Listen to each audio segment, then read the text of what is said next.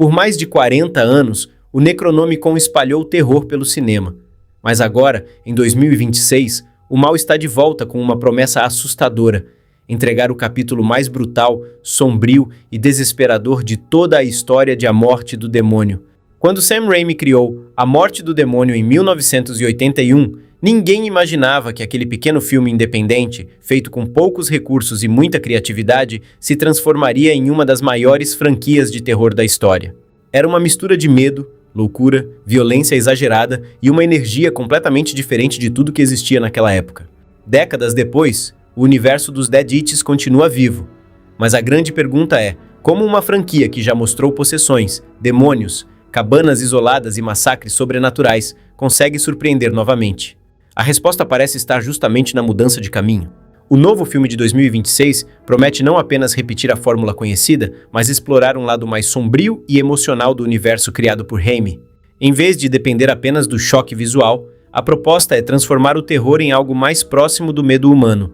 Perda, culpa, trauma e a sensação de que o mal pode surgir dentro dos lugares onde deveríamos estar seguros. E talvez esse seja o maior segredo da franquia Evil Dead. Ela nunca ficou presa ao passado. O primeiro filme era praticamente uma experiência de sobrevivência. Um grupo de jovens encontra o Necronomicon em uma cabana isolada e libera uma força impossível de controlar. Com uma câmera agressiva, efeitos práticos impressionantes e uma atmosfera sufocante, Sam Raimi criou algo que parecia impossível para um filme independente.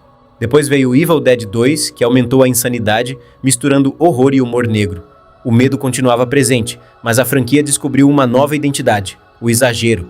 Em seguida, Army of Darkness levou Ash Williams para uma aventura medieval cheia de criaturas, frases memoráveis e situações absurdas. Anos depois, a série retornou com uma abordagem completamente diferente. O remake de 2013 abandonou quase todo o humor e entregou um dos filmes de terror mais violentos daquela década. Já A Morte do Demônio, a Ascensão de 2023, mostrou que a franquia poderia abandonar a tradicional cabana e levar o horror para um ambiente urbano. Agora, em 2026, o desafio é ainda maior: criar algo novo sem destruir a essência que fez Evil Dead ser amado por tantas gerações. Uma das grandes curiosidades desse novo capítulo é a participação de nomes importantes da franquia nos bastidores.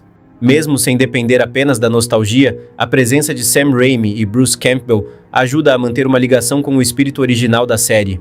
Essa é uma característica interessante de Evil Dead. Diferente de muitas franquias de terror, ela consegue mudar de direção sem esquecer suas raízes. O novo filme também chama a atenção pela escolha de uma atmosfera mais pesada. A ideia não é apenas mostrar criaturas assustadoras ou cenas de violência extrema, mas fazer o público sentir desconforto antes mesmo do sobrenatural aparecer. E esse é um elemento fundamental do terror clássico. Os maiores filmes do gênero entendem que o medo nasce da expectativa. O silêncio antes do ataque, o ambiente estranho. A sensação de que algo está errado, mas ninguém consegue explicar exatamente o que. A franquia sempre brincou com essa ideia. O Necronomicon nunca foi apenas um livro. Ele representa a curiosidade humana ultrapassando limites. Personagens encontram algo proibido, acreditam que podem controlar aquilo e acabam descobrindo que existem forças maiores do que eles. Esse conceito continua atual porque conversa com um medo muito antigo: o medo das consequências das nossas próprias escolhas. Outra característica marcante da produção é a busca por manter os efeitos práticos como parte essencial da experiência. Desde o primeiro filme, Evil Dead ficou conhecido pela criatividade dos seus efeitos físicos, maquiagem e transformações grotescas. Em uma época dominada por efeitos digitais, a franquia continua valorizando aquela sensação de que o perigo está realmente acontecendo na frente da câmera. É esse tipo de detalhe que cria uma conexão diferente com o público. Quando vemos uma criatura criada fisicamente, com maquiagem e efeitos reais, existe uma imperfeição que torna tudo mais assustador. Parece algo que poderia existir. E talvez essa seja uma das maiores forças do novo filme: equilibrar tecnologia moderna com o espírito artesanal que tornou a franquia famosa. O universo é maior do que qualquer personagem específico. O verdadeiro protagonista sempre foi o próprio mal, o Necronomicon e a luta desesperada dos seres humanos contra algo que não deveria existir. O título e a proposta do filme também levantam muitas teorias entre os fãs. Muitos acreditam que o fogo e as chamas podem representar muito mais do que destruição física.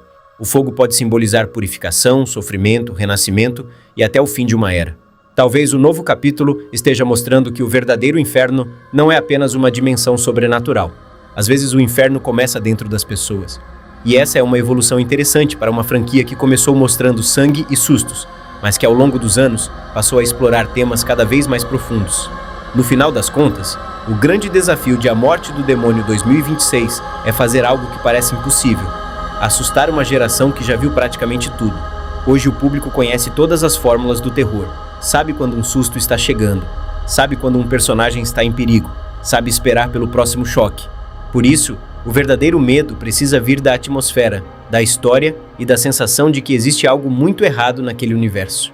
Se o novo filme conseguir unir a criatividade de Sam Raimi, a brutalidade dos capítulos modernos e uma identidade própria, podemos estar diante de um dos retornos mais interessantes do terror nos últimos anos. Porque algumas histórias nunca desaparecem, alguns monstros nunca morrem. E enquanto existir alguém disposto a abrir o Necronomicon, os Deadites sempre encontrarão um caminho de volta. Agora eu quero saber a sua opinião. Você prefere o estilo clássico de A Morte do Demônio, com o humor de Ash, ou o terror mais pesado e sombrio dos filmes recentes? Deixe nos comentários. Muito obrigado pelo seu tempo e até o próximo vídeo.